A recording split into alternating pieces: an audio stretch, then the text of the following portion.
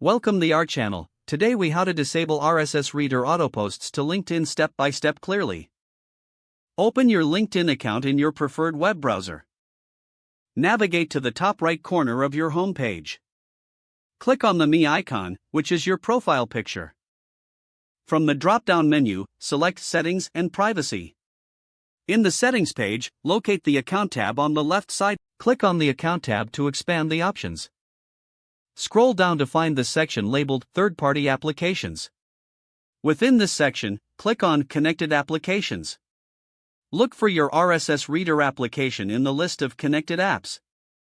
Once you find it, click on the Remove button next to the application. Confirm the action when prompted to disconnect the app from your LinkedIn account. Return to the main settings page and scroll to the Site Preferences section.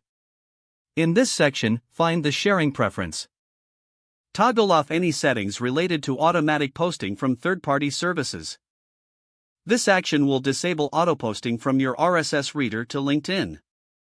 Finally, review any other linked accounts to ensure they don't have similar settings enabled.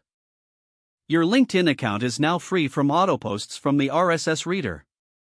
If the page does not load, refresh the browser or try again in a private or incognito window. Make sure you are using the correct email address, then retype it carefully to avoid small typos. If your password is not accepted, use the reset option and create a new strong password you can remember. Check your spam folder for verification or security emails, then complete any requested confirmation steps. Enable two-factor authentication if available to improve account security and reduce unauthorized access risk. After signing in, review your profile details so your contact information and settings are accurate and current. If you see an error message, note it down and try again after restarting your device and internet connection. Log out when you finish, especially on shared devices, to keep your account and payment information secure. If the page does not load, refresh the browser or try again in a private or incognito window. Make sure you are using the correct email address, then retype it carefully to avoid small typos. If your password is not accepted, use the reset option and create a new strong password you can remember. Check your spam folder for verification or security emails, then complete any requested confirmation steps.